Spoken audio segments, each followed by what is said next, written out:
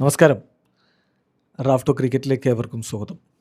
IPLൻ്റെ ആദ്യ റൗണ്ട് മത്സരങ്ങൾ കഴിഞ്ഞല്ലോ. എല്ലാ ടീമുകളും ഓരോ കളികൾ കഴിഞ്ഞു.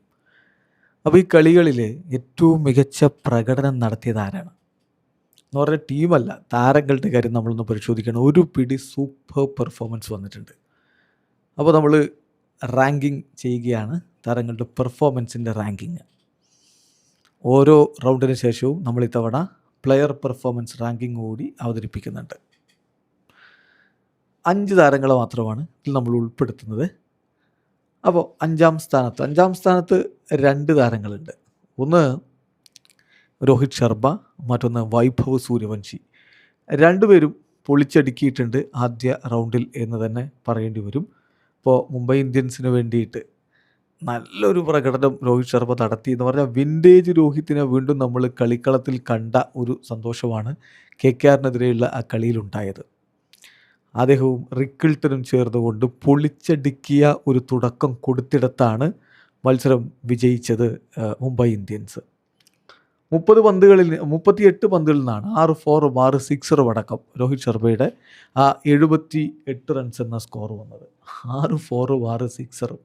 ചില ഷോട്ടുകളൊക്കെ അദ്ദേഹത്തിൻ്റെ മാത്രം ഷോട്ടുകളായിരുന്നു.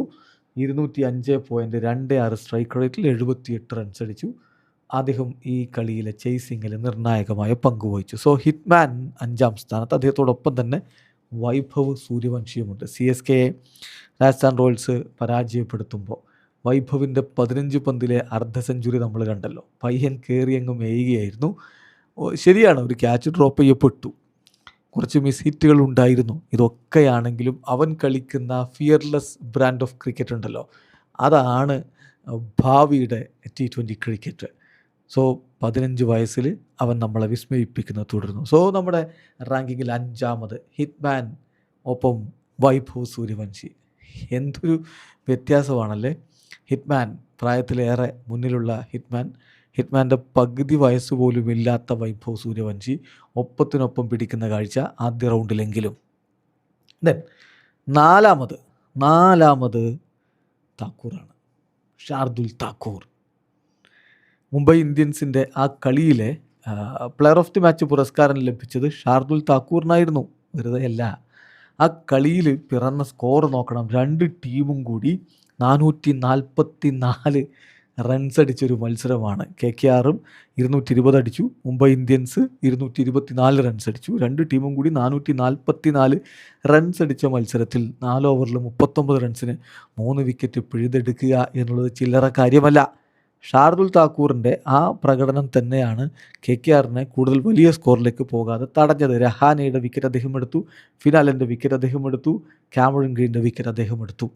So number 4 Shardul Thakur. Number 3 Devdutt Padikkal, DDP. അപ്രതീക്ഷിതമായ പ്രകടനം എന്നൊക്കെ ചിലരൊക്കെ പറഞ്ഞിട്ട് ഒരു അപ്രതീക്ഷിതമല്ലെന്നേ.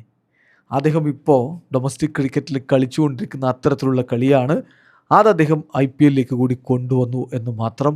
അദ്ദേഹത്തെ ഇനി കണ്ടില്ലെന്ന് നടിക്കാൻ ആർക്കും കഴിയില്ല.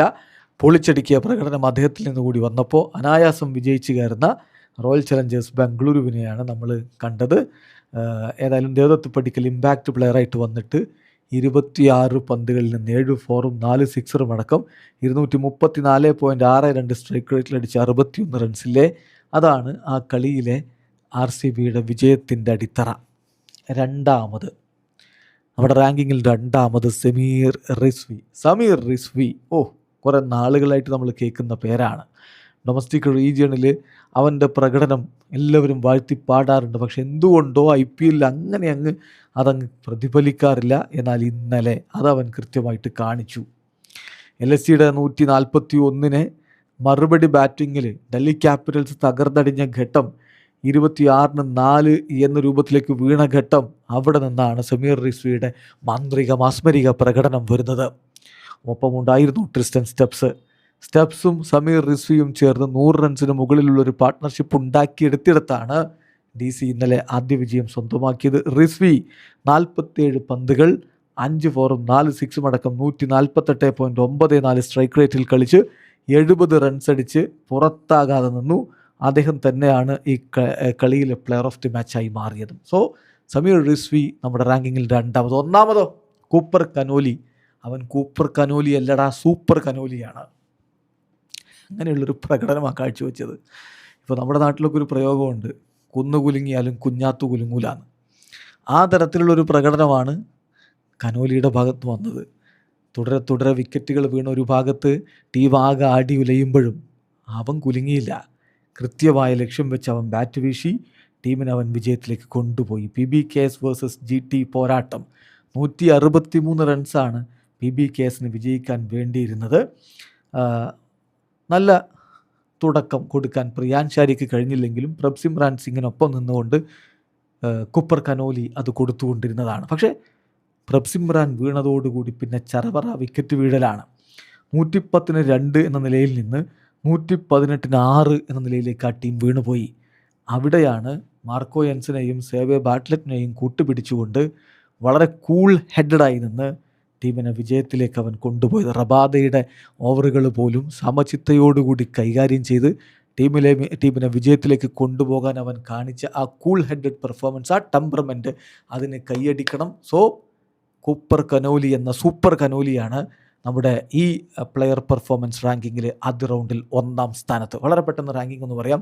1 Cooper super Connolly, 2 Sameer Rizvi, 3 DDP അഥവാ ദേവദത്ത് പടിക്കൽ, ദെൻ ഷാർദുൽ താക്കൂർ, ഹിറ്റ്മാൻ 5ാമത് ഹിറ്റ്മാനും വൈഭവ് സൂര്യവംശിയും ഒരുമിച്ച്. നിങ്ങൾക്ക് വ്യത്യസ്ത അഭിപ്രായങ്ങളുണ്ടാവും, കമൻറ്റ് ബോക്സ് രേഖപ്പെടുത്തുക. വീഡിയോ അവസാനിക്കുന്നു. ക്രിക്കറ്റ് ലോകത്തെ കൂടുതൽ വിശേഷങ്ങളുമായി റഫ് ടോക്സ് എത്താം.